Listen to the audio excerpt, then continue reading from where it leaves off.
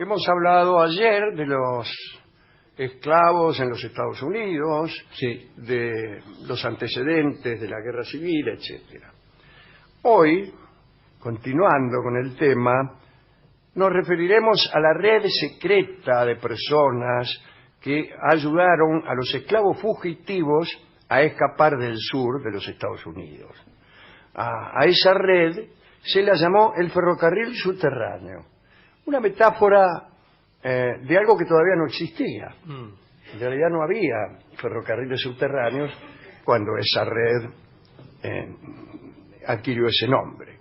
La actividad más generalizada durante las 3 décadas previas a la guerra civil es del 61 al 65.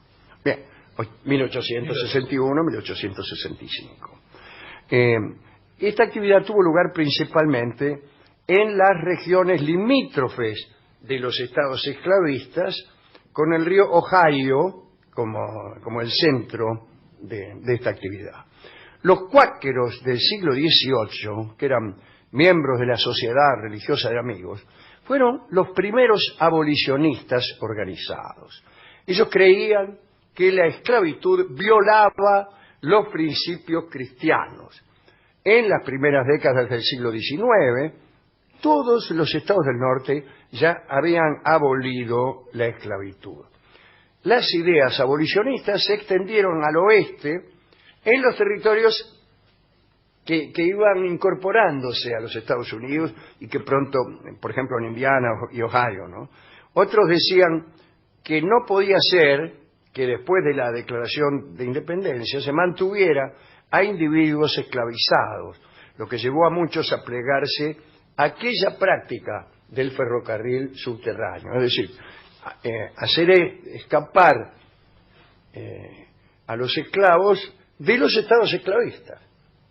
Muy bien, los abolicionistas involucrados con el ferrocarril subterráneo desarrollaron su propia terminología para describir a los participantes, los lugares seguros, en fin, hablaban en un código que estaba lleno de metáforas ferroviarias, ¿no? Las personas que guiaban a los esclavos de un lugar a otro se llamaban maquinistas, y los maquinistas proporcionaban disfraces, mapas, instrucciones sobre sitios para hospedarse, y en ocasiones acompañaban personalmente al fugitivo guiándolo durante el trayecto. Los lugares donde los esclavos podían encontrar protección o alimento o un lugar para dormir se llamaban estaciones, y todo así, ¿no? Los esclavos que se encontraban en la custodia de un conductor o jefe de estación eran carga. Bien, el río Ohio fue codificado con una referencia bíblica, era el río Jordán, y Canadá, que era uno de los últimos refugios seguros para muchos esclavos fugitivos, fue llamado Tierra Prometida, porque la esclavitud era ilegal en Canadá y no había leyes vigentes que protegieran a los propietarios de esclavos o a los cazadores de esclavos, como sí había incluso en los estados libres, los estados donde no había esclavitud, sí se les permitía, como veremos enseguida, accionar a los cazadores de esclavos. El Canadá era el lugar más seguro para un esclavo fugitivo, en realidad, ¿no? La provincia de Ontario tenía la mayor población de esclavos libres, un número estimado alrededor de 17,000, que para el Canadá siempre es mucho. Bueno, los esclavos en Virginia y Carolina del Norte a veces se refugiaban en el Grand Dishman Swamp, un área de 1,000 millas cuadradas de turberas boscosas a lo largo de la frontera entre estos dos estados. El escape siempre era difícil, ¿no? Incluso habiendo pasado, como hemos dicho, la frontera. Porque el gobierno federal, el gobierno de los Estados Unidos, había aprobado las leyes de esclavos fugitivos desde 1793, que permitía a los cazadores de esclavos ir al norte y obligar a los fugitivos a volver a la esclavitud.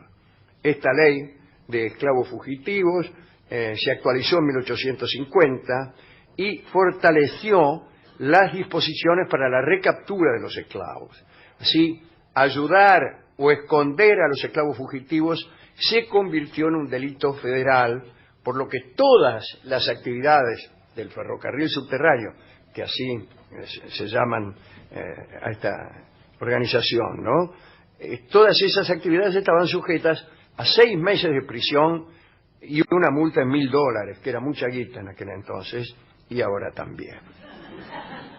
Quizá el personaje más famoso y popular en la historia del ferrocarril subterráneo fue Harriet Tubman, una chica a la que llamaban la Moisés de los esclavos. ¡Qué feo que te llamen la Moisés!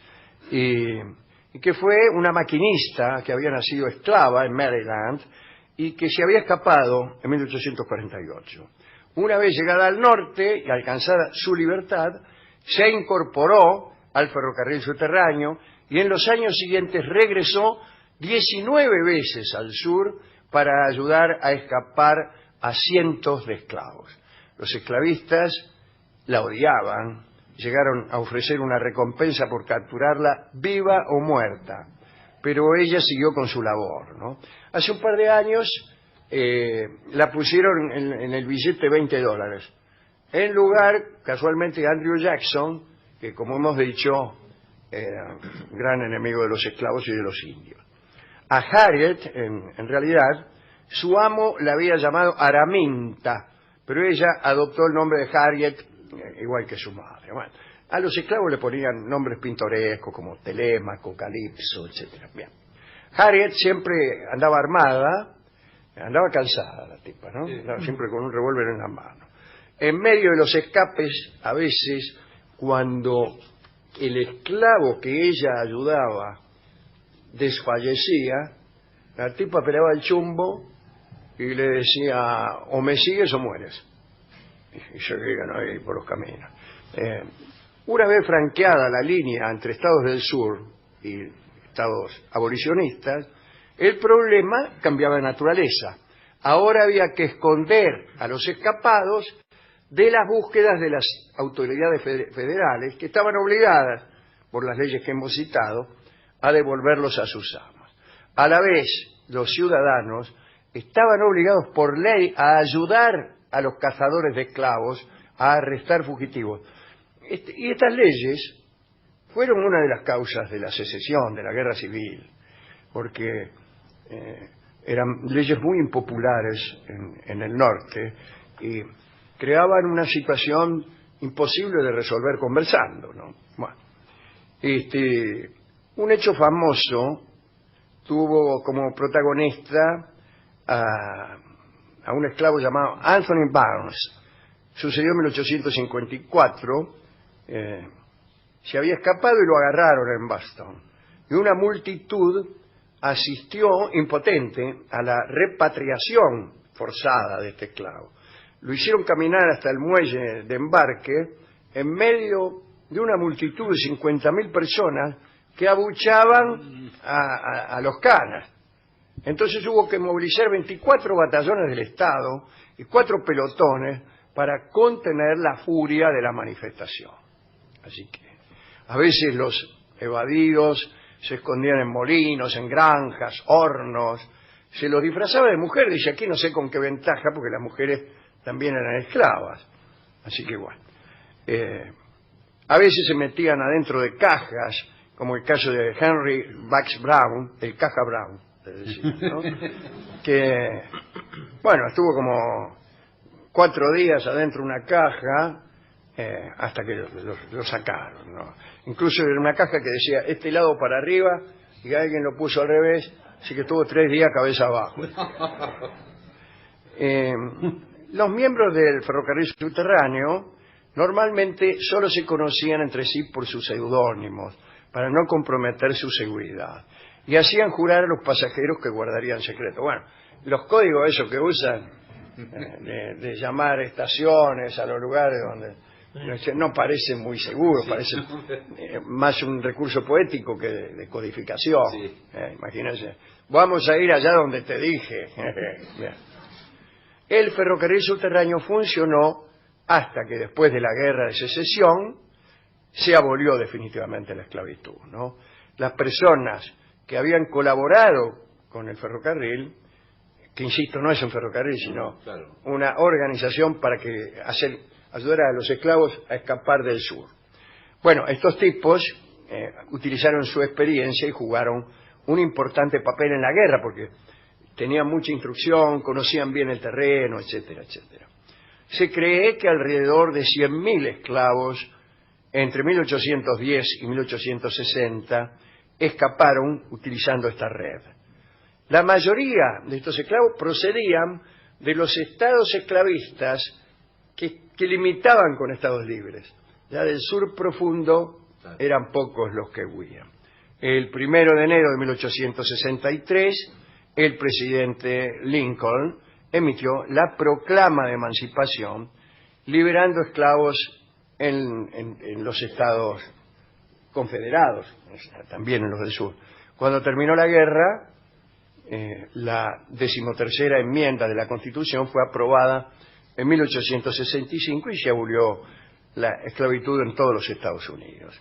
Naturalmente, fue el fin de esta red del ferrocarril subterráneo, que hoy pasó a ser un atractivo en algunos parques nacionales, donde muestran algunos senderos que usaban, algunos lugares donde se escondían, algunos árboles marcados que les indicaban a los fugitivos la dirección que debían seguir, o eran advertencias de que la cana andaba cerca, etcétera, etcétera. Esto es lo que quería contarles en el marco del tema de la esclavitud en los Estados Unidos. El tema que vamos a usar... Ayer pasamos esclavo en una versión de Charlo. Sí. Bueno, hoy, así como la charla quizá de hoy no es tan interesante como la de ayer, volveremos a escuchar esclavo, pero en una versión menos interesante que la de Charlo, que es la que yo mismo he hecho con Federico Mizrahi y un cuarteto de cuerdas, de amigos, ¿no?, que están ahí tocando. Así que volveremos a escuchar este hermoso tango de Joaquín Mora, que era un melodista estupendo.